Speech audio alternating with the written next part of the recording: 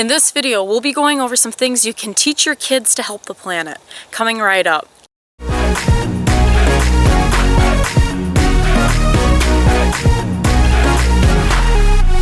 Hello and welcome to EcoElsa. For those who are new and don't know me, my name is Elsa and I make videos to help you get outdoors. In this week's video, we'll be going over 7 different things that educators and parents should help teach their children so that they can help the planet. So let's get started. Number 1, leave no trace. And that's it, leave no trace. No, what leave no trace means is when you're going out on a hike or when you're going and camping and staying in a natural space, it means picking up after yourself. You aren't leaving behind anything that shows that there were people here. So this means garbage, this means even apple cores and banana peels, this means your dog's poop, it means your poop in some places, you know, pack out what you pack in. So make sure you keep track of where you are, especially for this, and just make sure you're being a good neighbor to the ecosystem that you're visiting and to the other people coming to enjoy it. In some cases, it also means staying on the trail, especially in critical habitat areas. You don't want to be teaching your kids to go off the trail and damaging threatened ecosystems or animals or plants just by walking around and stomping around crushing things you don't even realize are there. That's why it's pretty important to stay on trails when you can. It also means that if you are in a space where you can do nature art or you can build shelters and forts, that you make sure you dismantle them when you are done. Or in the case of nature art, building it in a sustainable way so that nature will naturally break it apart with wind and rain and the elements and such. For more information on how to do nature art sustainably, check the description or up above on the card for a link to another video I'm going to do in the future on how to do nature art sustainably so that you don't impact the environment in negative ways. Yes, all cheesy. Ah. Oh man. Number 2, the outdoors can be fun. F is for friends who do stuff together. U is for you and me. N is for anytime, anywhere at all down here in the green outdoors.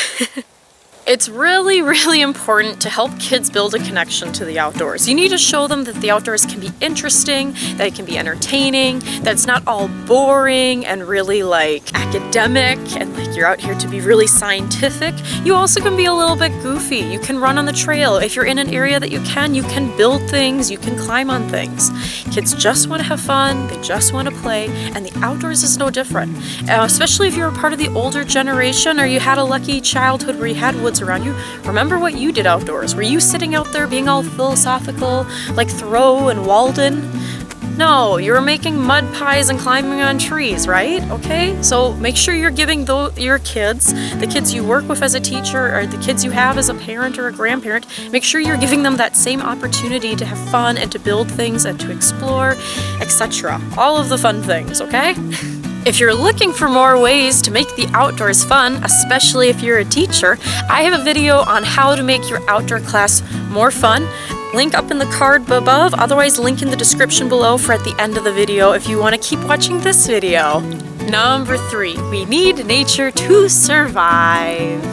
Like, it's all nice teaching kids that the outdoors is this fun, wonderful place to play and to learn and explore, but we really, really need them to also understand that we need nature to survive. You can start this off really basic with talking about soil and water and how plants need soil and water so that they can grow, and plants make oxygen and food for us, or they feed the food that we also like to eat, other animals. You also can talk about what they do for us. We need clean water, we need oxygen. We also need pollinators, because pollinators are what are allowing our plants, most species of plants that we like to eat, to reproduce and to make more plants so that we get yummy fruits and things to eat and vegetables. This isn't, this isn't rocket science. You get it. You understand that the outdoors, we need these things so that we can survive, but kids might not understand it. So it's really important to make sure we explain these things to them, especially starting early. Number 4, all living things play a role in the ecosystem. An ecosystem, think of it kind of like as a tower in Jenga.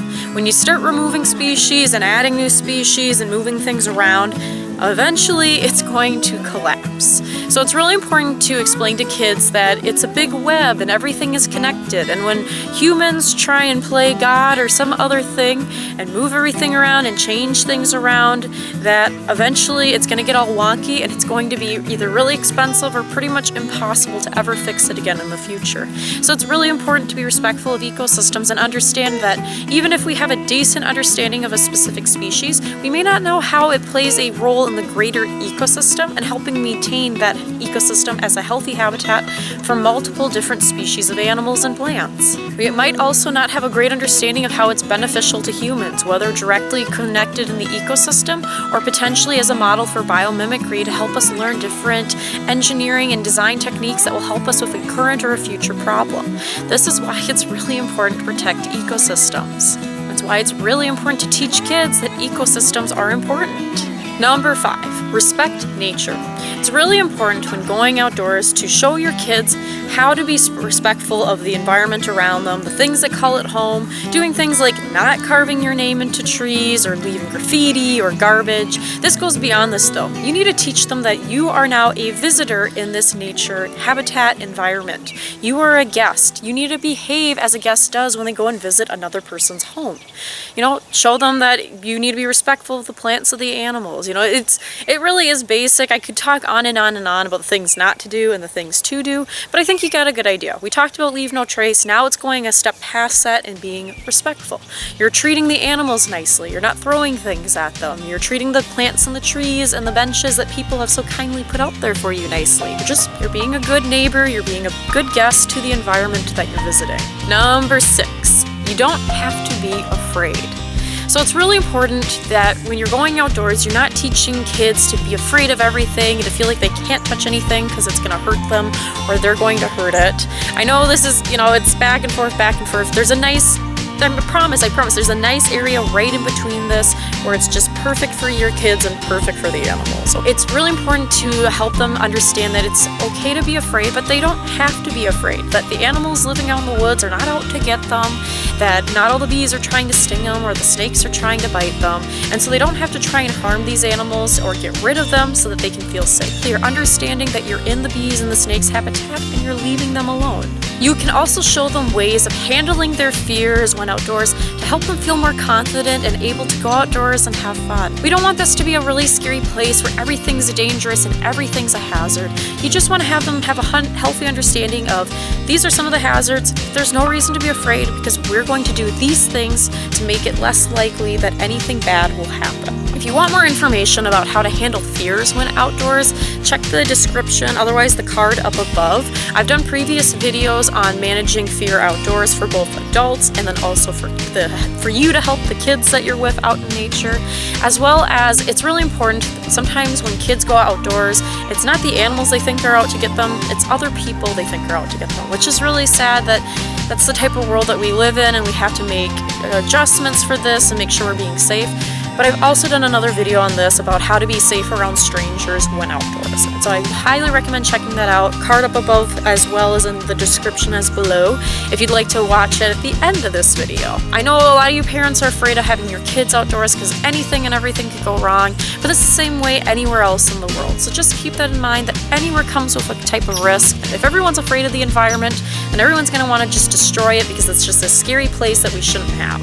And we don't want that, okay? We want kids outdoors enjoying it, having fun, and learning how to manage hazards and their own safety. I have faith in you, parents. I have faith in your kids. You got this. And lastly, number 7, teach them how they can help the environment. Now, if you haven't noticed with kids these days, there's a lot on their plates, especially this next generation that will be coming up and dealing with a lot of the things that we're trying to prevent now. So they have climate change on their mind, they have ocean acidification, they have the ice caps melting, they have rainforest and forest fires, coral reefs are being bleached, all of these really, really bad things. And a lot of kids are really depressed and pessimistic about what kind of a world we're going to be living in and how they could possibly do anything at all to help the planet. This is where you adults come in. We need to help empower kids. We need to help kids feel optimistic about the future. And we're not going to do that by telling them they're there, it's going to be all right, okay? It's going to be all right. No, No, no, no, no, no, no, no. What we need to do is we need to take action. We need to show them what they can do, the actions they can take that is going to help our planet now and in the future. We need to show them that, hey, we can pick up garbage when we're hiking, or dog poop, or whatever it is. We can show them that they can help plant seeds on a prairie with the local naturalists or park rangers. We can show them that we can go and do invasive species removals to help restore a habitat that's been overcrowded by plants that are taking over and negatively impacting the native local species. You know, whatever the case may be, there are things that we can do that can help the environment and help empower our kids and show them that they can do things to help the environment. Everything from picking up trash and planting native species to going and protesting on Friday for the climate. Whatever the case may be, whatever works best for you and your kids, I highly, highly, highly, highly encourage you guys to get out there and to do it, to help the planet and help the next generation by showing them how they can take action to help the planet. Help empower them, help them feel confident and optimistic about our future by doing these things, not by saying, they're there, it's gonna be all right, the planet will be okay, it's been through worse. We're not doing that here, okay? We're action people here at EcoElsa. We are going to take action to help the planet and help the younger generations feel empowered and optimistic for the future. Remember, it's not over yet. We can still do this. There's still things that we can do to help the environment and mitigate the effects of climate change and other things that we are facing as a planet. Okay, we can stop using plastic hopefully soon and then start cleaning up the plastic that is out there. There's things that we can do. Do not feel pessimistic. Do not give up, okay? It's not too late. There's still breath in my lungs and there's still breath in your lungs. So let's keep going at it and make the world a better place. Let's help nature, let's help the environment, let's help the world, and let's help our kids, okay? We got this. You got this. I got this. We got this. Let's do it. Unfortunately, that is all I have for you guys today. So I hope you enjoyed today's video. If you did, make sure to like and subscribe below and ring that little bell button. That way you can be notified the second new videos are up on our channel to help you get outdoors. As well as if you're still looking for more resources, make sure to check out the description below. Tons of resources mentioned in this video, as well as links to my website and my social media where you can find tons more resources to get outdoors. Especially if you live in Minnesota, make sure to check out the website for programs that you and your kids can sign up for. So that is all for you guys this week. I hope you have a great rest of your week and you'll be safe, learn lots, have fun, and get outdoors. We'll see you out there. We're gonna do things. We're not gonna leave it to someone else. We are going to do things. Let's do it. Let's go. Grab your shovels. We're gonna go plant some trees. Although it's fall in Minnesota, so maybe not tree planting, but let's go seed a prairie. We need you, okay? I need you. The planet needs you. This is your call to action. Get up off YouTube, go do some things. Help the planet.